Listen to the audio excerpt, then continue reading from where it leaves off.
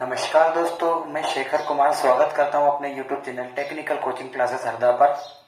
जैसा कि आपको अभी पता है कि आने वाले कुछ दिनों बाद ट्रेनिंग ऑफिसर के एग्जाम आने वाले हैं।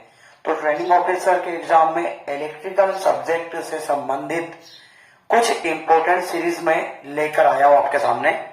तो चलिए हम शुरुआत करते हैं। शुरुआत करने से पहले मैं सभी को ये बताना चाहूंगा कि अभी तक जिन लोगों ने मेरा टेक्निकल कोचिंग क्लासेस सब्जेक्ट जो चैनल है वो सब्सक्राइब नहीं किया है, वो चैनल सब्सक्राइब कर ले।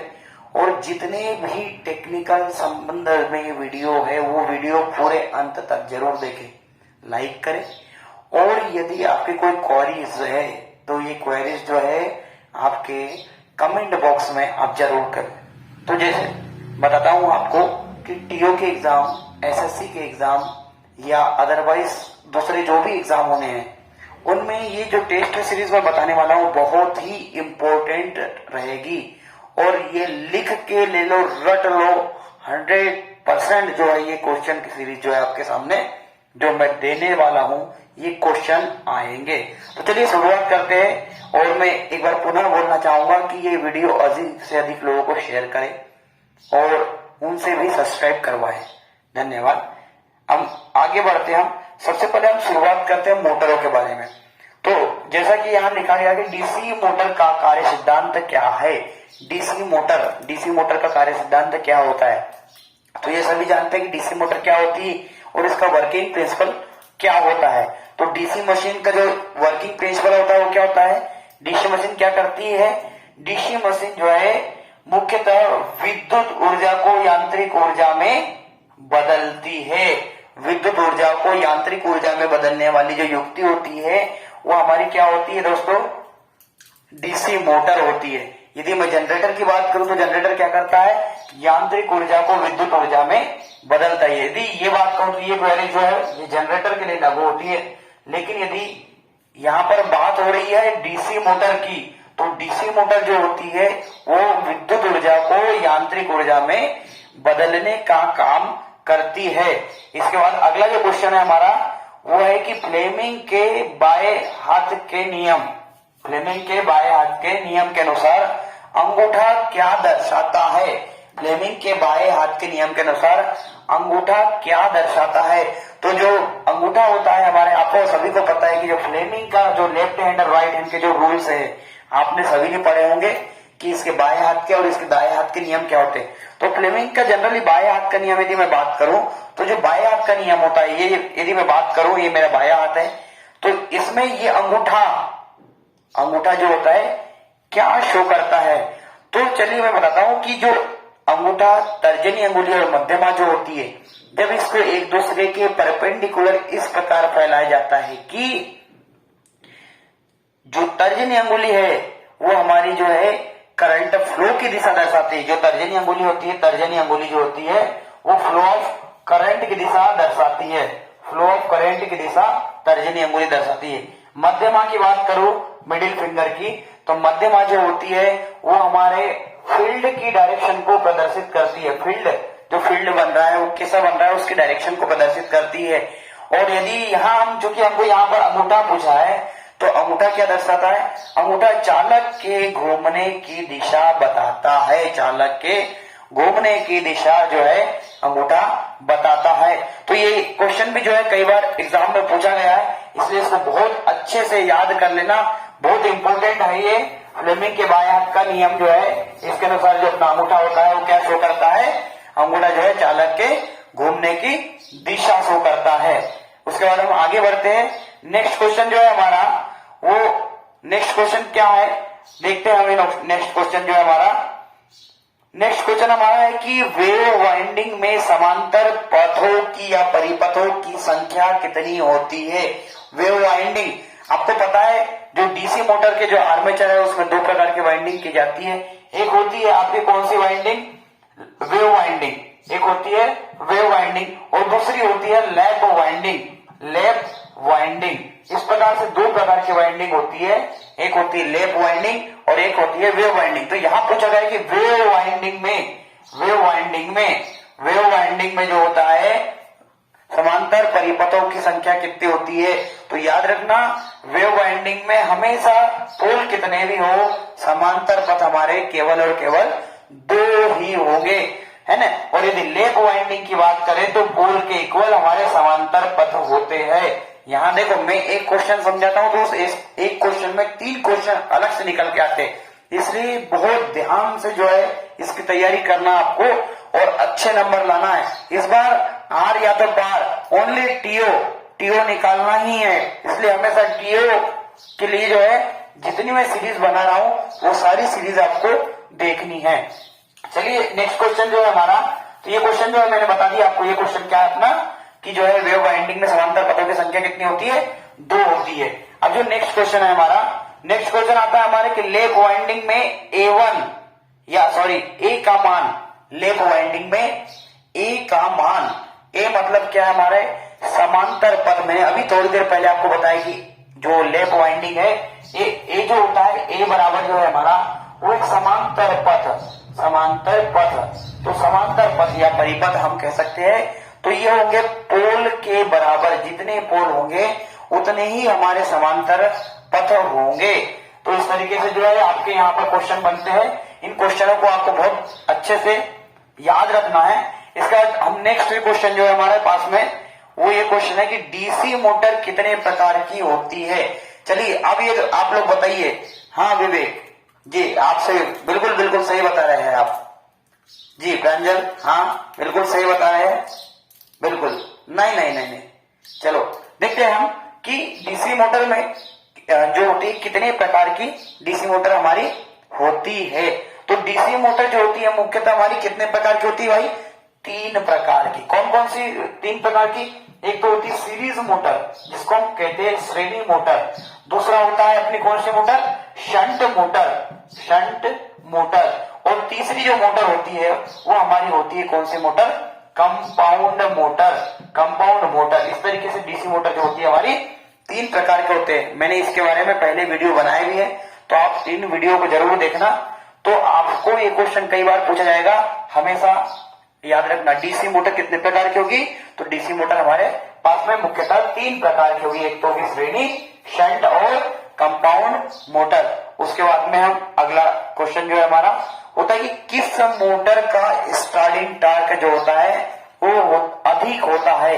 कौन से मोटर है जिसका स्टार्टिंग टॉर्क जो होता है अधिक होता है, मतलब हम कह सकते हैं कि उच्च होता है। तो आपको सभी को पता है, हाँ बिल्कुल सही, ये जो है डीसी सीरीज मोटर जो है इसका स्टार्टिंग टॉर्क जो होता है बहुत ज्यादा होता है, याद रखना। और डीसी सीरीज मोटर जो है जनरली जो है रेलवे में जो है इसका यूज भी किया जाता है, आपको सभी को पता है। फिर उसके बाद में हमारा अगला क्वेश्चन है कि डीसी सीरीज मोटर का उपयोग कहां? जैसे मैंने अभी आपको थोड़ी देर पहले बताया कि डीसी सीरीज मोटर जो होती है, तो डीसी सीरीज मोटर का हम उपयोग यदि इन जगह देखें कि कूलर में कौन सी मोटर होती? तो कूलर में डीसी सीरीज मोटर नहीं होती, बिल्कुल नहीं होती, क्योंकि कूलर में जो है हमारी एसी मोटर यूज करते हैं। ब्लोअर में भी नहीं होगी। ग्राइंडर जो होती है, ग्राइंडर में भी हम जनरली इसका यूज नहीं करते। क्रेन जो है, क्रेन में हम 100% जो है, क्योंकि इसका स्टार्टिंग टॉर्क जो होता है उच्च होता है, और हमें जो होती है क्रेन में जो है इस मोटर की आवश्यकता बहुत ज्यादा होती है। तो हमारा जो चौथा ऑप्शन है क्रेन, वो बिल्कुल सही ऑप्शन है आपका।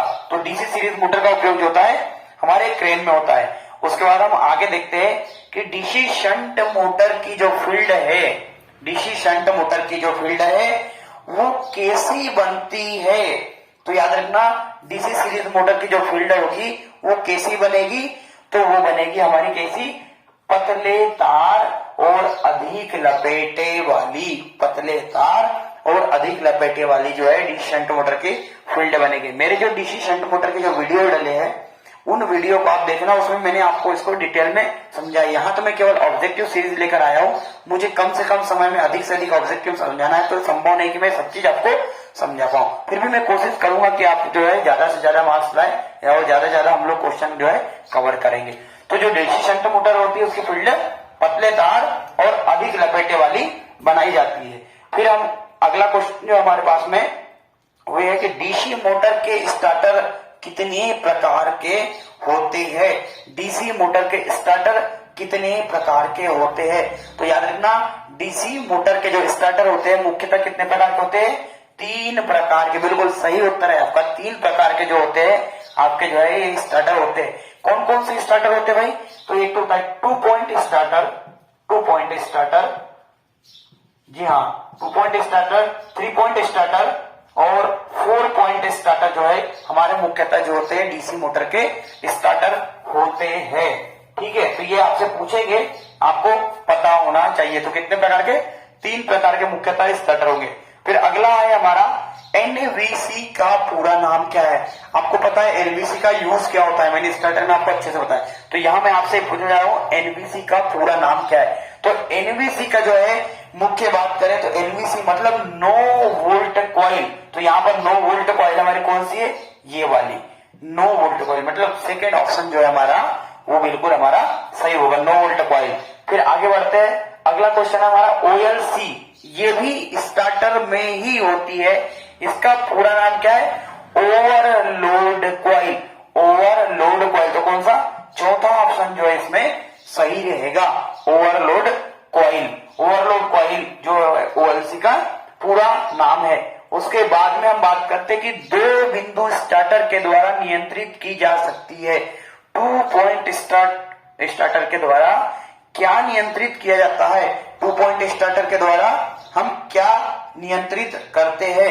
तो 2 पॉइंट स्टार्टर जो होता है सीरीज मोटर के लिए यूज किया जाता है। 2 पॉइंट स्टार्टर जो होता है हमारा सीरीज मोटर के लिए यूज होता है। ऐसे ही जो होता है 3 पॉइंट स्टार्टर जो है शंट मोटर के लिए हम यूज करते हैं। ठीक है, तो यहाँ अपना क्या हो जाएगा? सीरीज मोटर इसका करेक्ट आंसर रहेगा। फिर आगे बढ़ते हैं, मोटर की शुरुआत में विरोधी विद्युत वाहक बल का मान कितना होता है? मोटर में शुरुआती विरोधी विद्युत वाहक बल का मान, तो मतलब बैक ईएमएफ का मान जो होता है तो हमारा कितना होता है? तो होता है हमारा 0। कितना होगा दोस्तों? 0 होगा। जो बैक ईएमएफ होगा वो मोटर का हमारा कैसा होगा? 0 होगा।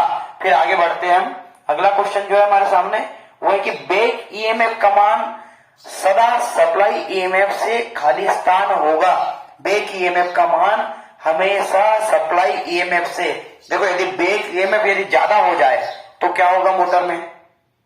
बैक ईएमएफ यदि मोटर में ज्यादा होगा, मेरे कमेंट बॉक्स में जरूर लिखकर बताना, मैं आपसे लास्ट में पूछूंगा, और नहीं बताओगे तो मैं आपको बताऊंगा। तो यहां मैं यदि बात करूं कि बैक ईएमएफ का मान सदा ईएमएफ सप्लाई ईएमएफ जो रहेगा, मतलब जो हमारा सप्लाई ईएमएफ है उससे कैसा होगा? तो उससे कैसा होगा दोस्तों? कम होगा। बैक ईएमएफ का मान जो है हमारा वो सप्लाई ईएमएफ से कम होगा। अगला जो है हम बात करते हैं अगले क्वेश्चन की। अगला जो क्वेश्चन है हमारे पास में, डीसी मोटर को कौन सी ऊर्जा प्रदान की जाती? इनमें से डीसी मोटर को हम कौन सी ऊर्जा प्रदान करते हैं? तो ये तो बहुत इजी क्वेश्चन, कोई बता देगा, क्योंकि इसको क्या करते हैं? विद्युत ऊर्जा देते हैं, क्योंकि आपको पता है तापीय ऊर्जा हम दे नहीं सकते। यांत्रिक ऊर्जा जो है वो मोटरों से ली जाती है, जल ऊर्जा भी हम इसको दे नहीं सकते। तो क्या हो जाएगा? विद्युत ऊर्जा जो है हमारा करेक्ट आंसर रहेगा। फिर अगला जो है हमारा अगला क्वेश्चन है हमारे पास में कि डीसी मोटर द्वारा कौन सी ऊर्जा प्राप्त की जाती है? डीसी मोटर द्वारा कौन सी ऊर्जा प्राप्त की जाती? तो मोटर कोई सी भी हो हम उससे हमेशा यांत्रिक ऊर्जा ही प्राप्त करेंगे। डीसी मोटर हो चाहे एसी मोटर हो, उससे हमेशा हम यांत्रिक ऊर्जा जो है वही जो है प्राप्त करेंगे। तो इसका करेक्ट आंसर क्या रहेगा? यांत्रिक ऊर्जा। यांत्रिक ऊर्जा इसका करेक्ट आंसर रहेगा। फिर अगला क्वेश्चन जो है हमारे पास में वो है कि वह डीसी मोटर जिसमें शंट और सीरीज दोनों प्रकार की वाइंडिंग होती है, वह डीसी मोटर जिसमें शंट और सीरीज दोनों प्रकार की, तो सीरीज और शंट की यदि बात कर, देखो शंट वाइंडिंग जो होती है वो कैसी होगी? मोटर जो होगी उससे पैरेलल होगी, मोटर से पैरेलल होगी शंट वाइंडिंग। और यदि मैं बात करूं सीरीज वाइंडिंग, तो सीरीज वाइंडिंग भी यदि है इसमें तो 100% जो ये मोटर होगी, ये कौन सी मोटर होगी दोस्तों? हमारी ये मोटर होगी हमारी कंपाउंड मोटर, क्योंकि कंपाउंड मोटर में शंट फील्ड और सीरीज फील्ड जो है दोनों यूज किया जाता है। तो हमारी जो करेक्ट मोटर होगी वो हमारी कौन सी मोटर होगी? Compound motor.